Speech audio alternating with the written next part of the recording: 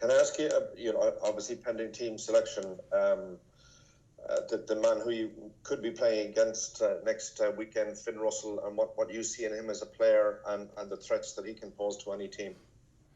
Yeah, he's obviously a big threat for us. Knowing that he's got a full box of tricks that he tries to pull out most games, and he's obviously a threat to the line. He's got a good short kicking game.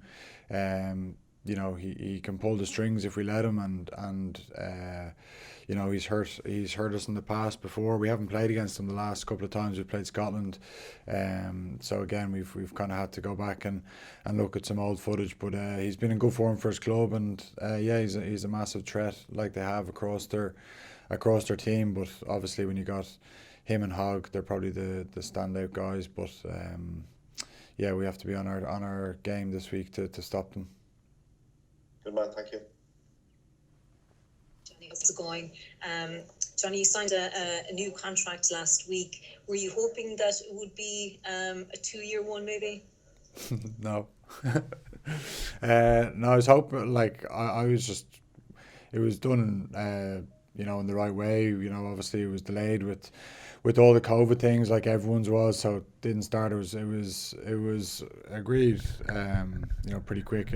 I suppose when you get to the age I'm at, it's or most guys in their mid-30s, it's 1 year, see how you feel this time next year, and how you're performing, how the body's holding up, how the mind's holding up, and that's really it. I always knew it was going to be a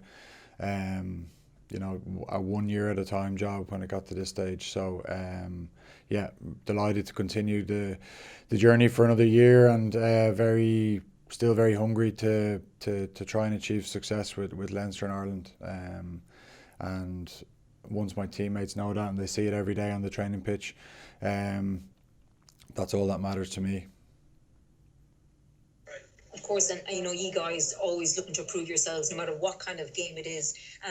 Does that kind of sharpen even more if you're just coming into a 1 year contract? That kind of sense that you're looking to kind of prove yourself even more, even though you guys always hope to do that anyway. Yeah, look, I think I don't think I'm motivated by contracts. I'm motivated by trying to achieve things with these teams, and try and win things. That's the way I've always been. I don't think about I have to play well so I can try and get another one. No, it's not. It doesn't work like that. I very driven to try and finish this campaign on a high, and then go back to Leinster and try and have a successful end to the season, and then think about next year when summertime rolls around, and you have a bit of time to reflect and see where you are. But very short-term focused at the moment. Can I just ask a final question, if you don't mind, seeing as nobody else has jumped in there to let you hang in? In relation to the 2 games coming up, Scotland and England, yes, it's a Six Nations Championship, but it's also a Lions year, regardless of what shape that's going to take.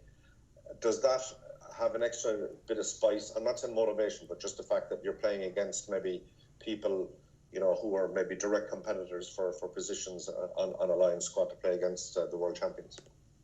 Of course, it's not at the forefront of our thought, because even if it wasn't a Lions year, we'd still be going out to win the game, of course, and to put our best foot forward. But obviously in the back of your mind, you're knowing that this is a pretty important game. The next 2 are pretty important in terms of those Lions selections. I think it'll help the Irish cause if we can pick up a couple of wins.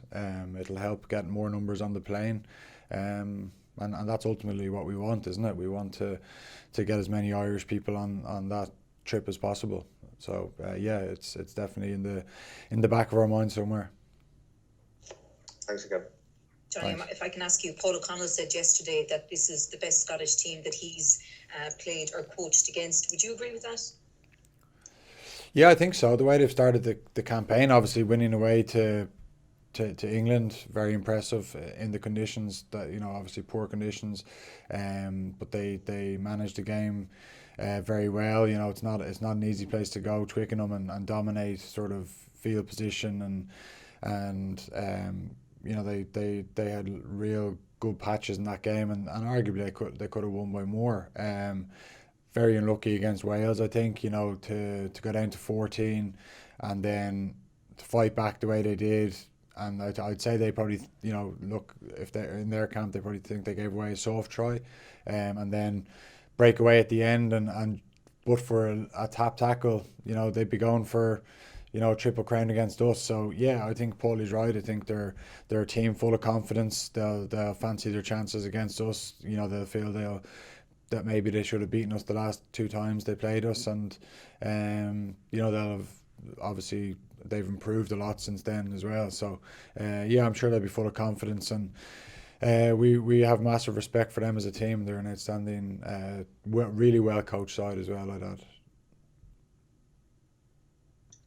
Hi Johnny, can I just ask, how closer to your truer selves, for want of a better term, do you think that Italy performance was, especially in terms of attack?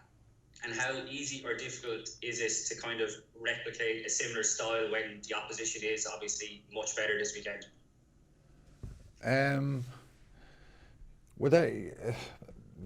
I think things that helped us, like the weather was pretty good. There was no wind, there was no rain, there was a dry ball, so that's a big factor in how you play. Obviously, against Wales, I thought we showed some really good stuff as well with 14 men, and it's very hard to do that with 14 men. You find yourself, I don't think I've ever hit so many rucks in my whole life in that game. But that's because you're back row down. It's all hands on deck, and it's kind of, where you're short, you just got to fill in, and like I said, we were making up moves at the time. So I like to think that we would have played like that against Wales as well. Against France, it's a different game. It's greasy ball, tough conditions for the guys. So yeah, again, it could be tough conditions this Sunday over in Murrayfield. By the looks of it, it's going to be wet and windy. So yeah, we might not see that game. It could be back to rolling the sleeves up, and but that's okay as well. House of Rugby Ireland, here on Joe. Game changed.